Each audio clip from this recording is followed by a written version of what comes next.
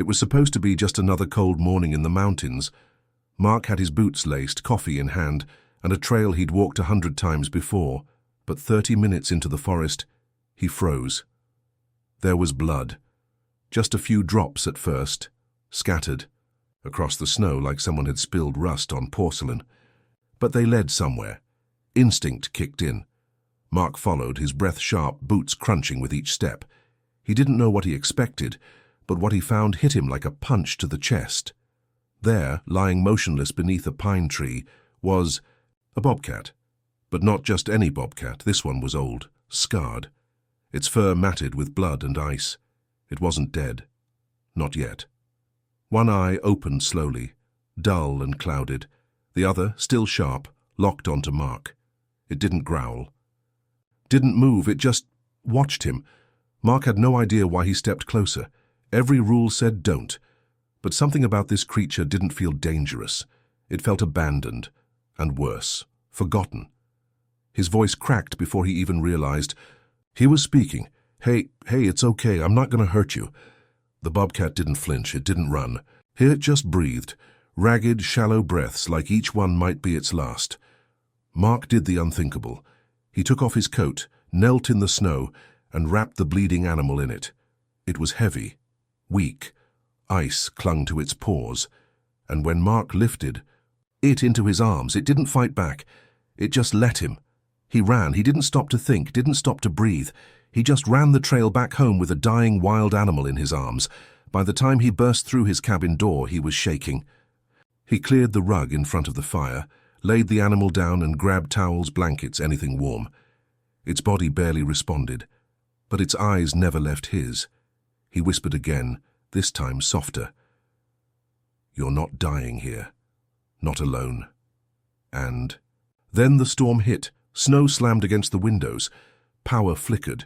The world outside vanished in white, but inside, a man and a wounded bobcat sat in silence, both unsure of what this was or how it had happened. Mark had no answers. Just questions. Why was it alone? Why didn't it run? Why did it look at him like it knew him? But those would have to wait, because this wasn't over, not even close. The storm outside raged for hours, but inside the cabin, time slowed. Mark didn't sleep. He couldn't. Every so often he'd glance over to the bobcat wrapped in blankets near the fireplace. The creature hadn't moved, not even to twitch, but its chest still rose and fell barely. Mark sat cross-legged nearby, sipping lukewarm coffee that tasted like ash. Every crackle from the fire made him flinch. He had brought home a wild predator. He knew that, but somehow that wasn't what scared him. What scared him was how human it all felt. By morning, the snow had buried the world in silence. Mark stepped outside just long enough to clear a path to the woodshed, then hurried back in. The air smelled like pine and smoke, but underneath that he noticed something new, something sour, infection. He knelt by the bobcat and gently peeled back the blanket. Blood had soaked through the dressing on its leg. The wound was bad, deep. Too deep for any home remedy to fix. Mark knew what he had to do, but calling the vet wasn't an option. The town was 2 hours away in good weather, and right now the roads were impassable. His hands trembled as he cleaned the wound. The bobcat groaned, a low, pained rumble that barely passed its lips, but it didn't lash out. It didn't bare its teeth. It just let him work. And when Mark whispered, "Stay with me," something flickered in its eyes. Recognition, maybe, or trust. He wasn't sure which scared him more. That evening, Mark sat with his journal, trying to piece it all together. He wasn't the kind of man who wrote much, but now he couldn't stop. He wrote about the moment he found it, about the storm, the bleeding, the silence in its stare. He wrote about how, when the wind howled hardest, the bobcat would lift its head just slightly and look toward the door, as if waiting. Then came the noise. At first it was a faint scratching on the porch, then a thud. Mark's heart jumped. He grabbed the axe he kept behind the door, carefully cracking it open. But what he saw stopped him cold. Another bobcat, younger, stronger. Its fur was thick and unmarred by the battles of age. It stood in the snow, not moving, not snarling, just watching. Behind it, Two more emerged from the trees. One shook the snow from its coat. Another paced restless. Their eyes weren't on Mark. They were on the cabin. Mark shut the door quickly but gently, heart racing. He backed away from the window and looked at the old bobcat still lying by the fire. Its ears twitched. It knew. Somehow it knew they had come, but they hadn't come for him. Mark stood there, unsure what to do. They could break in if they wanted to. He'd seen what a desperate animal could do to a locked door. But they didn't. They waited. That night, the old bobcat stirred for the first time. Slowly, painfully, it got to its feet. Mark rushed to its side, but it growled, not in threat but in warning. It limped toward the door. Mark opened it. He doesn't know why. He just did. Outside, the three bobcats stood motionless in the snow. The old one stepped forward, one shaky paw at a time. Then it stopped, looked back at Mark.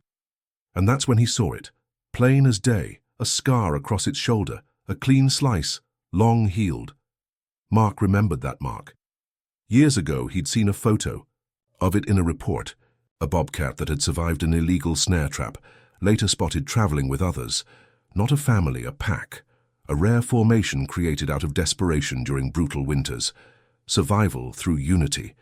And now they had returned for him. But what Mark didn't expect was what came next.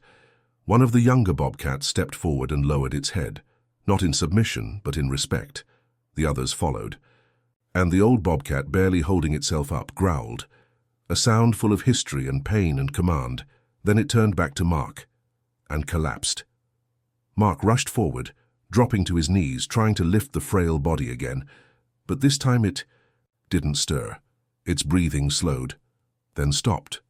The others didn't move, they didn't run. They simply stood in a circle around their elder. Mark looked up at the sky, barely able to hold back the tears. The snow kept falling gently now, as if the forest itself was mourning. The snow hadn't stopped. Hours passed, but Mark didn't move from where he knelt beside Ash's still body. The old bobcat's eyes were closed now, its breath gone, but somehow the warmth hadn't left its fur. The other bobcats circled him in silence, their powerful frames unmoving, their expressions unreadable. Mark expected them to leave, to vanish into the forest the way wild things do. But they didn't. They stayed. And then one of them, a younger one with striking grey streaks along its back, stepped forward. It didn't snarl or threaten. Instead, it slowly lowered its head and nudged Ash's side. Just once. Softly, as if trying to wake him. When there was no response, it sat beside him and let out a low, mournful sound. The kind that didn't echo, but sank into the snow, into the marrow of the earth. The rest followed, forming a loose circle around Ash like they were guarding him. Mark had seen behavior like this before, in elephants, in whales, but not in predators, not in bobcats, and certainly not with him standing this close. He didn't understand it, not at first, but then the smallest of them, a scrappy one with a torn ear, stepped toward him. No growling, no stalking, just curiosity. It moved slowly, almost cautiously, and sat down a few feet away, eyes fixed on him with something between challenge and invitation. That's when Mark realized he wasn't just a bystander in this moment. He had been accepted, not as one of them, no, but as something they didn't hate, something that for some reason they trusted. The wind picked up again, howling through the trees. The temperature was dropping fast. Mark looked down at Ash, then up at the three bobcats surrounding him, and something in him broke. Not in a way that made him weaker, but in a way that opened something. He couldn't leave the body there, not like this, not in the storm. So with slow, deliberate movements, he wrapped Ash's body in a blanket and gently lifted him into his arms. To his surprise, the bobcats let him. They followed. Back at the cabin, Mark laid Ash on the floor in front of the fire once more. The other bobcats paced outside for a while, hesitant, but eventually one by one they came in. They didn't attack, didn't explore. They just sat quietly near the door, eyes darting to Ash's body every few seconds. Mark didn't sleep that night. Instead, he sat in the corner, watching the most surreal scene unfold. Three wild predators sharing a silent vigil with a human over a fallen elder. He had no words for it, just awe and grief. The next morning, just before sunrise, one of the bobcats stood. It approached Ash's body, gave it one final nudge, then turned toward the door. The others followed. Mark opened it for them, stepping aside as they walked past him one by one. But before they disappeared into the forest, the last one, grey-streaked, quiet, paused at the edge of the trees and turned back. Their eyes met, and for a moment Mark swore he felt it again, that same flicker of something old and wordless. Not instinct, not gratitude, something deeper. Then they were gone. Mark buried Ash beneath a tall pine near the edge of the trail where they had first met. No markers, just a smooth stone placed over the grave, and a single carved word, Ash. Weeks passed. Winter thawed into spring. The world returned to normal, or at least what passed for normal in the wilderness. But Mark wasn't the same, he couldn't be, and the forest seemed to know it. Animals lingered longer when he passed. Birds perched closer. Even deer, typically skittish, paused near his cabin without bolting. And then one afternoon, as he returned from a long hike, he saw something waiting on his porch. A branch, perfectly clean, freshly snapped. Bobcats didn't leave offerings. Unless they did. The branch on Mark's porch wasn't there by accident. It wasn't windblown or fallen from a nearby tree. It was placed, clean, deliberate. At first he dismissed it as coincidence, but something about the way it sat perfectly centered against the doorframe made him pause. It looked almost ceremonial. The bark had been stripped at one end, revealing pale wood underneath, smooth and claw-marked, as if gently polished. He bent down to pick it up, heart pounding for reasons he couldn't explain. The moment he touched it, a soft rustle came from the edge of the trees. Mark looked up, scanning the forest line. Nothing. But the stillness wasn't natural. It was watchful. Something was out there. And it was waiting. Later that evening, he set the branch near the fireplace where Ash once slept. The place hadn't changed since that night. The blanket remained folded, untouched, as if part of him was afraid to move on. He stared at the flames, wondering if he had imagined the whole thing. Maybe the branch meant nothing. Maybe he was just reading too much into the silence of the woods. But the next morning, it happened again. Another branch, smaller this time, fresh sap still oozing from its cut end. Laid across the first one, forming an X. That wasn't coincidence. And then came the tracks. He noticed them 3 days later, barely there in the thawing snow. 4 prints, wide set, each one heavier than the next, leading around the side of his cabin and disappearing into the tree line. Not bobcat, not bear either. Too light for a bear, too deep for a fox. Mark crouched to inspect them and realized they weren't prints at all. They were drag marks.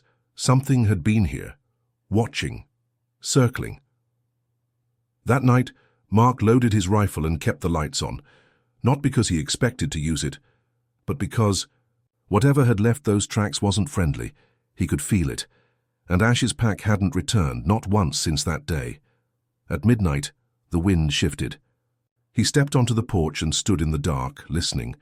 The woods were unnervingly quiet. No birds, no branches snapping, just a pressure in the air, like the forest was holding its breath. Then, just beyond the tree line, something moved. He couldn't see it, but he felt it. A presence, big, heavy, waiting. And suddenly, from the shadows, a growl, low, guttural. It didn't sound like a bobcat. It was deeper, meaner. Mark raised the rifle but didn't aim. He scanned the woods, heart pounding, until a shape emerged, huge, black and unmistakably wild, a mountain lion. It stood tall on a low ridge, its eyes fixed on the cabin. Mark had never seen one come this close to a home, never seen one not run when it spotted a human, but this one wasn't afraid. It was angry. For a moment, neither of them moved. Then a sound came from behind him, something brushing against the floorboards inside the cabin. Mark spun around. One of the bobcats was inside. He hadn't even heard it come in. It stood near the fire, eyes locked not on Mark, but on the mountain lion outside. It let out a strange growl, short, sharp, almost a command. Then another one appeared, slipping through the open door like smoke. The third was already on the porch, and suddenly Mark understood. They hadn't abandoned Ash's memory. They'd been protecting something. The mountain lion snarled from the tree line, muscles, tensed, tail twitching. It didn't step forward, but it didn't leave either. The bobcats stood their ground, their bodies aligned in a perfect row in front of Mark. He didn't know how he'd earned that place, behind them, but he felt it, in his bones. They were guarding him. The standoff lasted nearly an hour, and when the mountain lion finally turned and melted back into the trees, the three bobcats didn't chase. They just waited, watched, then looked back at Mark as if to say, "We're still here. We always were." The days that followed were restless. Mark found himself scanning the woods every few minutes, expecting to see the mountain lion again. But the forest remained still, almost reverent, as if something sacred had been settled between predator and prey. The bobcats, however, didn't disappear. They lingered, never too close, never too far. During the day, Mark would spot them lounging beneath the trees or perched silently on boulders like sentinels. At night, he could hear their padded steps circling the cabin, their silhouettes flickering, in the glow of the firelight through his windows. Mark didn't sleep much, but not because he was afraid, because he didn't want to miss a moment. There was something different now, something in the way the world breathed around him. He had always respected the wilderness, but this was something else entirely. This was a connection, a bond that went beyond logic or science. It was primal, ancient, and it all traced back to Ash. He couldn't stop thinking about the old bobcat. The scar across his shoulder, the way the others had mourned him.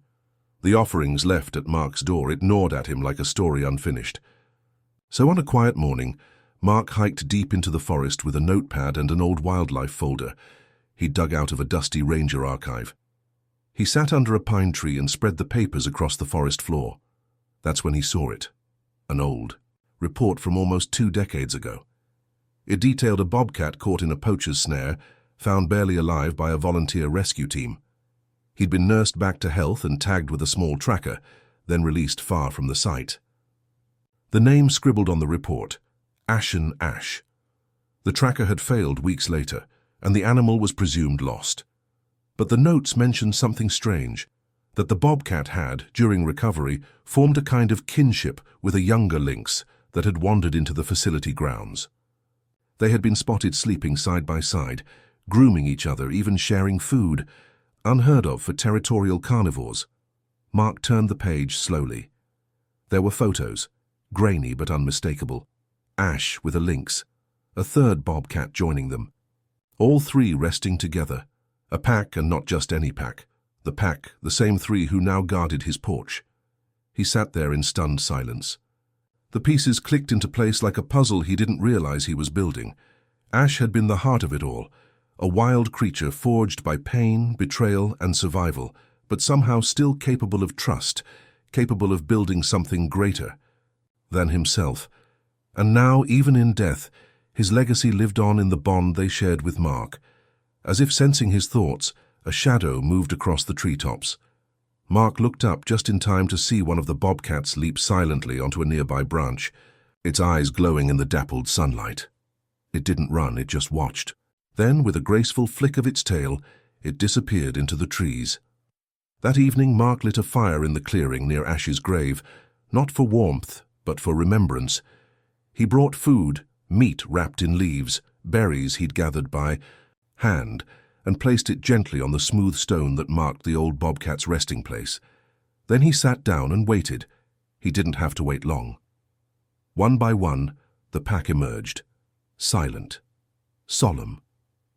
They approached the fire and sat across from him, forming a circle that mirrored his own position. No one moved. No one made a sound. They simply existed in that moment together, man and beast, wild and tamed, bound by something none of them could name. When the fire crackled, the smallest bobcat stood and walked toward the grave. It placed a small rounded rock on top of the stone marker and sat beside it, lowering its head. The others followed. Mark didn't cry, but something inside him shifted forever.